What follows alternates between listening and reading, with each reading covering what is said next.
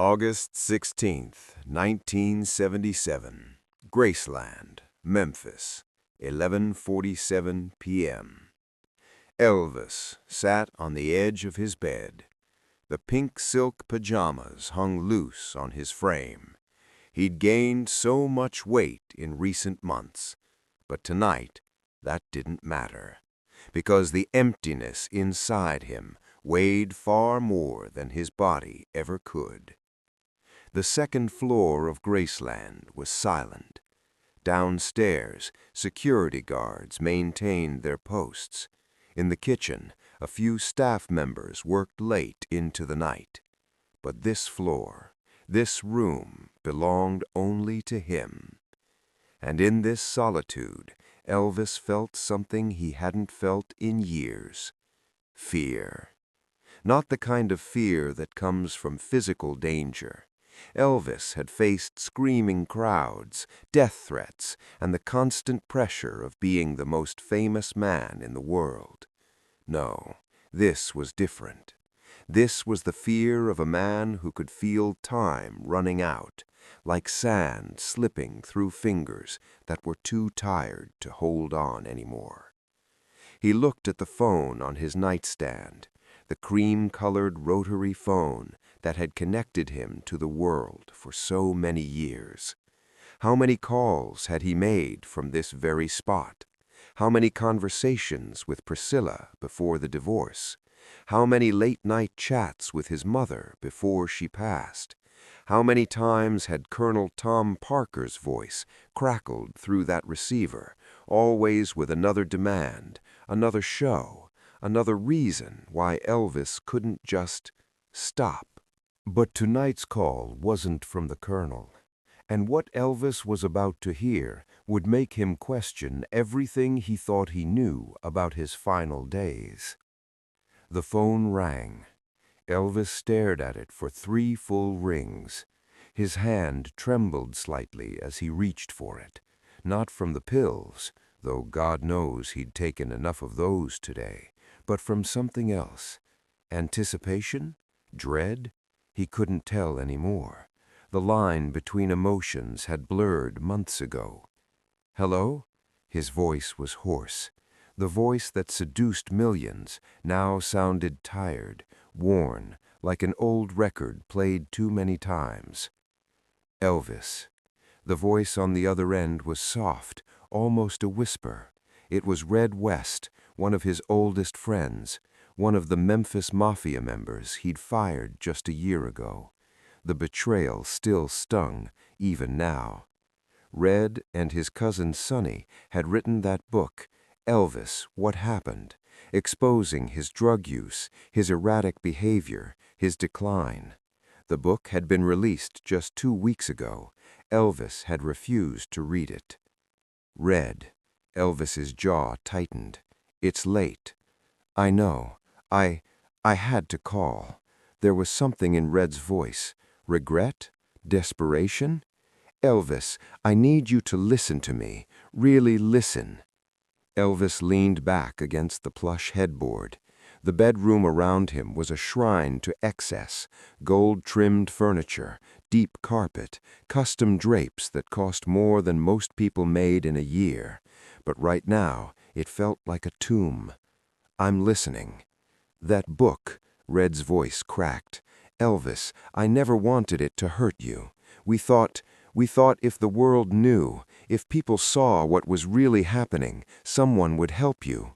We thought it would save your life. Elvis didn't respond, because in that moment he realized something that would change everything about his final hours. Red wasn't calling to apologize. He was calling to warn him.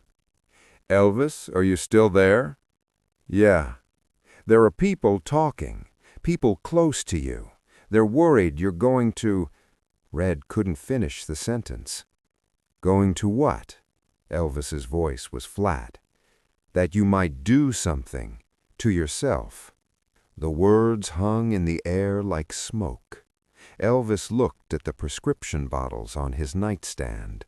Dilaudid, Demerol, Percodon, Quaaludes, Placidil. his pharmacopoeia, his escape, his prison. "I'm not going to kill myself, Red." And he meant it. Despite everything, the divorce, the humiliation of the book, the physical pain that radiated through his body constantly, the way his heart felt like it was beating wrong, too fast and too slow at the same time. Elvis didn't want to die. He just wanted to stop hurting. "I know you wouldn't, not on purpose." Red's emphasis on those last two words sent a chill through Elvis. "But Elvis, man, I've known you since we were kids, and I know when you're in pain, you don't always think straight. You take more pills than you should. You mix things you shouldn't mix." Elvis closed his eyes. Red was right. He'd been doing exactly that for months now. Years, maybe. When did it start? After his mother died in '58? After the army? After Hollywood chewed him up and spat him out in terrible movie after terrible movie? After Priscilla left? After he realized that the Colonel had been stealing from him all along? That the 50-50 deal was actually more like 70-30 in the Colonel's favor? When did Elvis Presley stop being a person and become a commodity? The shows in Vegas, people are saying you're not yourself up there anymore. They're saying... I know what they're saying. Elvis's voice rose suddenly, anger flashing through the numbness. They're saying I'm fat, that I forget lyrics, that I can barely move on stage anymore. He took a breath, forcing himself to calm down. "I know, Red. I see it in their eyes when they look at me. They came to see the king, and they got this." But what Red said next made Elvis sit up straight. Because the real reason for this midnight call was something far more sinister than concern about drug use. "Elvis, someone's been in your medical files." The room suddenly felt colder. "What do you mean?" "One of the guys who still works security at Graceland, he called me. He didn't want to go directly to you because he wasn't sure if you'd believe him. But 3 days ago, someone accessed your private medical records, the ones Dr. Nick keeps locked up." Dr. George Nicolopoulos, Dr. Nick, the physician who had become Elvis's enabler, prescribing anything and everything Elvis wanted. The man who would later claim he was trying to control Elvis's drug use by being the sole prescriber, but who seemed to understand that saying no to Elvis Presley wasn't an option if you wanted to keep your position. Who? Elvis's mind was racing now, the fog of pills lifting slightly under the surge of adrenaline.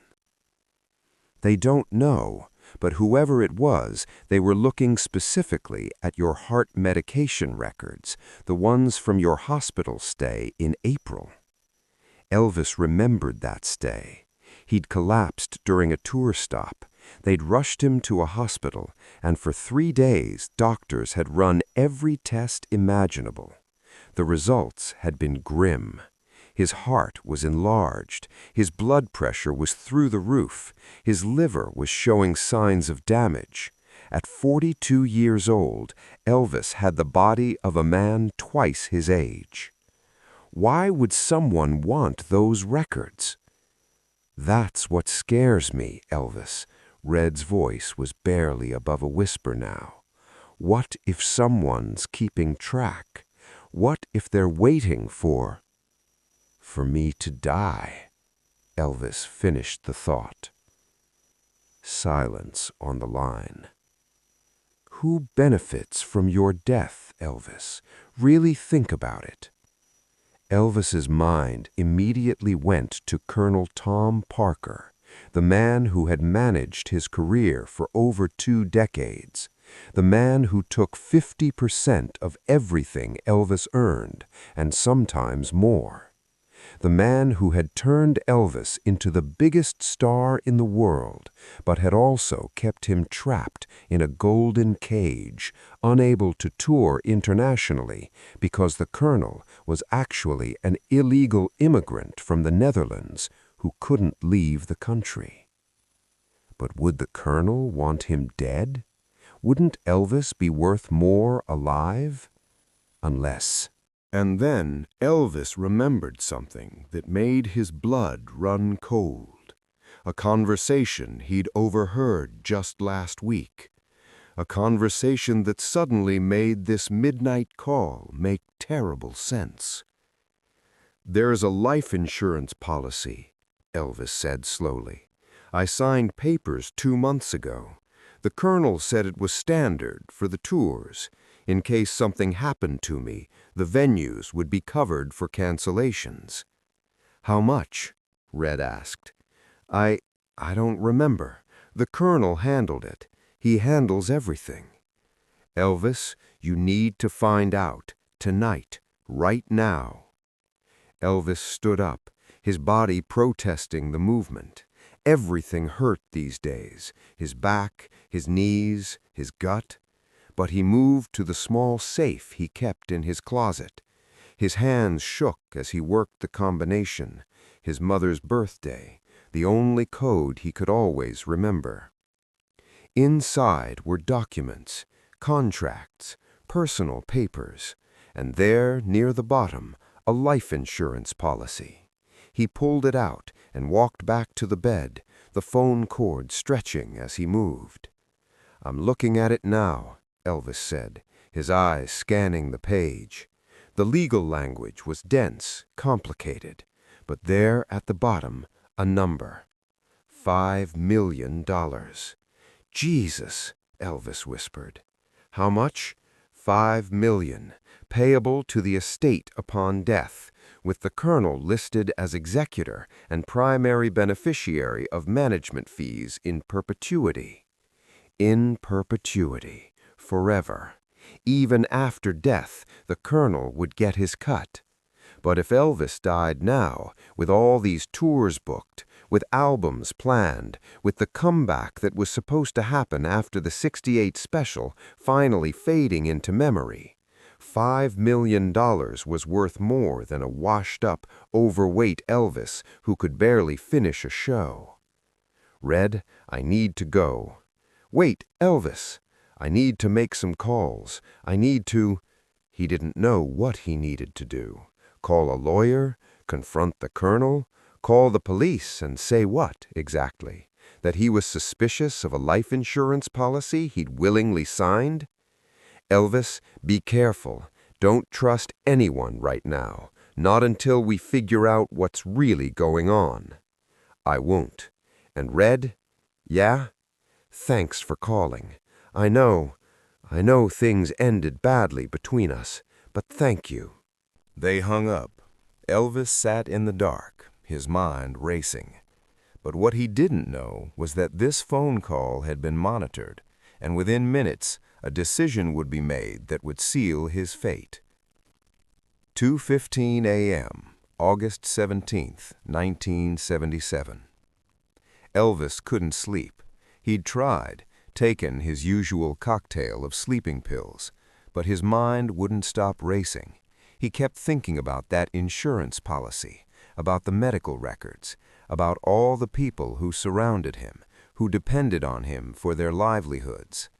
How many of them actually cared about Elvis the person, and how many just saw Elvis the cash machine? He got up and walked downstairs. The house was quieter now. Most of the staff had gone home. Just a few security guards remained. In the kitchen, Elvis made himself a sandwich, peanut butter and banana, his favorite since childhood. Comfort food. His mother used to make these for him when he couldn't sleep as a boy, when they were so poor in Tupelo that a banana was a treat. Vernon, his father, had always been distant, but Gladys, his mother, had been his whole world. When she died in 1958, something in Elvis had broken. He'd never admitted it to anyone, But sometimes he wondered if everything that happened after, the pills, the isolation, the inability to connect with anyone on a real level, all started the day they put his mama in the ground. "Mr. Presley?" Elvis turned. It was one of the newer security guards. He didn't recognize the man's face. Had the colonel hired him? When? "Yeah? You okay, sir? It's late." "Just couldn't sleep. You know how it is." The guard nodded, but there was something in his eyes, something that made Elvis uncomfortable. "Well, good night, sir." "Good night." Elvis watched the guard walk away. Paranoia, he told himself. Red's call had him seeing threats where there were none. He was being ridiculous. But he couldn't shake the feeling. Back upstairs, Elvis sat at his desk. He pulled out a piece of paper and started to write. Not a song. He hadn't written a real song in years. But a letter to Lisa Marie, his daughter. She was only 9 years old, living with Priscilla in California. What would he tell her? What could he say? He started writing, but the words that came out would haunt everyone who read them later, because hidden in that letter was a message that seemed to predict exactly what was about to happen. "My beautiful Lisa Marie, Daddy wants you to know that no matter what happens, no matter what anyone tells you, I loved you more than anything in this world. You and your mama were the only real things in my life. Everything else was just noise. Sometimes people do things that seem crazy from the outside. They make choices that don't make sense. But baby, sometimes the cage gets so small that you'll do anything to feel free again, even if it's just for a minute. I hope you remember the good times. Remember when we rented out the amusement park just for you? Remember the golf cart races at Graceland? Remember how I'd buy you anything you wanted, not because I was trying to buy your love, but because seeing you smile was the only time I felt like myself anymore. There are going to be people who tell you stories about me. Some of them will be true, some won't.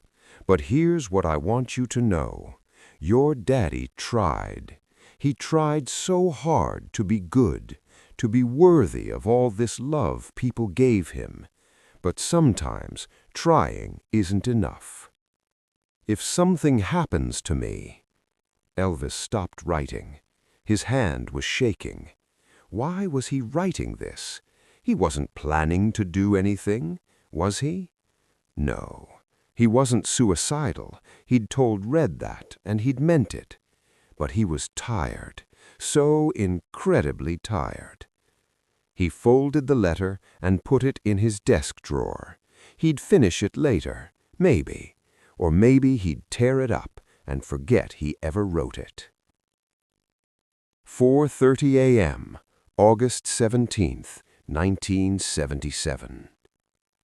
Elvis finally fell asleep in his chair, his head resting on the desk.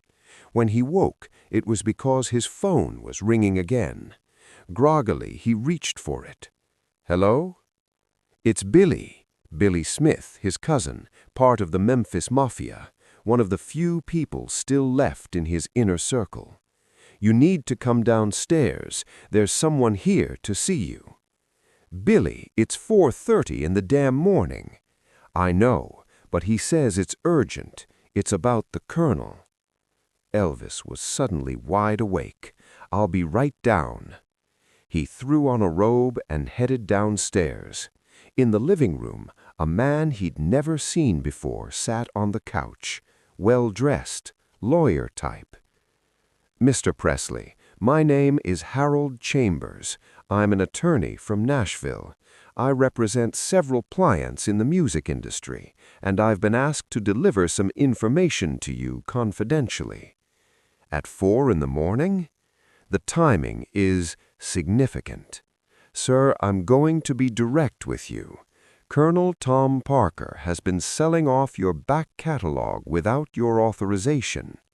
He's negotiated a deal with RCA that will give them permanent rights to your master recordings in exchange for an upfront payment, a payment that will go largely to him, not to you. That's not possible. I'd have to sign off on that. You did, 3 weeks ago. Do you remember signing a stack of papers the Colonel brought you? He said they were standard contract renewals. Elvis did remember. He'd been high that day, barely able to focus. The Colonel had rushed him through the signatures, saying they were just formalities, nothing to worry about. Those weren't renewals, Mr. Presley. You signed away your rights to your own music, all of it, every song you've ever recorded. The room began to spin. But what the lawyer said next would make Elvis realize that his midnight phone call with Red had uncovered something far worse than just suspicion. This was a conspiracy, and he was running out of time to stop it. "There's more," the lawyer continued. "The Colonel has been in discussions with several parties about your estate. He's been suggesting that your health is deteriorating rapidly, that you likely won't make it through the year. He's been positioning himself to control everything after you're gone." "How do you know all this?" "Because one of the parties he approached was a client of mine, a client who felt uncomfortable with the conversation and came to me. Mr. Presley, I think the Colonel is counting on you dying soon, and I think he may be taking steps to ensure that happens." Elvis's blood ran cold. "What kind of steps?" "Your medication. Have you noticed any changes, different pills, different dosages?" Elvis thought about it. Dr. Nick had been adjusting his prescriptions constantly lately, always saying it was to help him, to manage the pain better, to help him sleep. But what if... "I need you to get me samples of every medication you're currently taking. I have a lab that can analyze them. If there's something in there that shouldn't be, extra dosages, dangerous combinations, anything, we'll find it." Elvis nodded numbly. This couldn't be happening. The Colonel had been with him for over 20 years. Yes, he was controlling. Yes, he took too much money. Yes, he'd made decisions that Elvis didn't always agree with. But would he actually try to kill him? For $5 million? For permanent control of Elvis's catalog and estate? For the ability to license Elvis's image and music forever without interference from a living, breathing Elvis who might eventually wake up and demand his freedom? Yes, Elvis realized, he would. 6:45 a.m., August 17, 1977. Elvis sat in his bathroom, staring at the bottles of pills lined up on the counter. He'd gathered them all for the lawyer, but now, looking at them, he felt a wave of shame. How had it come to this? How had the kid from Tupelo, who just wanted to make music and make his mama proud, become this paranoid, drug-addled man who couldn't trust anyone around him? He picked up one of the bottles, Dilaudid, strong painkiller. He took these for his back pain, or at least that's what he told himself. Really, he took them because they made him feel good, made him feel like he could breathe again. But what if they were also killing him? He heard footsteps outside the bathroom door. "Elvis, you in there?" It was Ginger Alden, his girlfriend, young, beautiful, 20 years his junior. She'd been sleeping in the bedroom, but must have woken up when she realized he was gone. "Yeah, baby, just taking care of some things. It's almost 7 in the morning. You need to sleep. You've got rehearsal tonight for the tour." The tour. Another grueling series of shows. Another few months of Colonel Parker pushing him on stage, collecting his percentage, maintaining control. Not if Elvis could help it. I'll sleep soon, I promise. He heard her walk away. Sweet girl. She didn't understand what she'd gotten herself into, dating Elvis Presley. Nobody ever did. They saw the fame, the money, the Graceland mansion. They didn't see the cage. Elvis stood up and looked at himself in the mirror. What he saw would shock him into making a decision that could have saved his life if only he'd had more time. The face looking back at him was barely recognizable. Bloated, tired, old before his time. This wasn't the Elvis who'd appeared on Ed Sullivan. This wasn't the Elvis from the '68 comeback special, fit and fierce and ready to reclaim his throne. This was a dying man, and everyone around him knew it. They were just waiting for it to happen, some hoping to profit, some hoping to be freed of the burden of caring for him, some genuinely grieving the loss of who he used to be. But Elvis wasn't ready to die, not yet, not like this. He made a decision in that moment. He would take the lawyer's evidence. He would confront the colonel. He would fire Dr. Nick. He would get clean, really clean, not the half-hearted attempts he'd made before. He would lose the weight. He would get back in shape, and he would do what he should have done years ago, take back control of his life. He walked back to his bedroom. Ginger was already asleep again. He got the bottle of sleeping pills from his nightstand. Took two, just two, not the handful he usually took, just enough to get a few hours of rest before he had to face everything. He lay down on the bed, feeling the familiar warmth of the medication spreading through his body. His last thought before unconsciousness took him was a simple one. Tomorrow, everything changes. But tomorrow would never come, not for Elvis Presley. 2:30 p.m., August 17th, 1977. Ginger woke up and immediately knew something was wrong. Elvis wasn't in bed, but that wasn't unusual. He often got up in the middle of the afternoon and wandered around. What was unusual was the silence. She called his name. No answer. She checked the bedroom. The bathroom door was closed.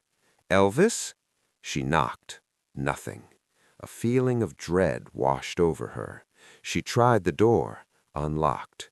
What she saw when she opened that door would haunt her for the rest of her life. Elvis Presley was on the floor, face down, his body already cold. The book he'd been reading, about the Shroud of Turin of all things, lay open beside him. Ginger screamed. The official cause of death was ruled as cardiac arrhythmia, heart failure. Natural causes, essentially, for a man whose body had been ravaged by years of prescription drug abuse. The midnight call from Red West was never mentioned in any official report. The lawyer who came to Graceland at 4:30 a.m. disappeared. Harold Chambers, if that was even his real name, was never found. No record of him existed in Nashville Bar Association files. The letter Elvis wrote to Lisa Marie was found in his desk drawer, unfinished. The family kept it private for decades. Colonel Tom Parker continued to manage Elvis' estate, taking his percentage of every dollar earned from Elvis's music, his image, his legacy. The insurance policy paid out. The catalog rights deal went through. Red West's book, Elvis, What Happened, became a bestseller after Elvis's death. Red claimed until his own death in 2017 that he'd been trying to save Elvis, not destroy him. He never spoke publicly about that final phone call. Dr. Nick was charged with overprescribing medication, but was eventually acquitted. He maintained that he'd been trying to help Elvis, to control his drug use by being the sole prescriber. Whether he was complicit in anything more sinister remains unknown. The toxicology report showed massive levels of multiple drugs in Elvis's system, but the specific combination, the dosages, whether they'd been tampered with, none of that was ever conclusively determined. Conspiracy theories persisted for years. Some claimed Elvis faked his own death. Others said the mafia killed him. Some said the colonel orchestrated everything. But the truth, as it often does, died with Elvis Presley on that August afternoon in Memphis. The only certainty is this. On the night of August 16, 1977, Elvis Presley received a phone call that made him realize his life was in danger. He made plans to fight back, to reclaim control, to save himself, and less than 15 hours later, he was dead. Was it just tragic timing, or was someone making sure Elvis's plans for tomorrow never had a chance to happen? The midnight call had warned him, but the warning came too late. And the king, the boy from Tupelo who conquered the world, died alone on a bathroom floor, his final rebellion reduced to an unfinished letter and a decision he'd never have the chance to act on. The phone rang, he answered, and 24 hours later, Elvis Presley was gone.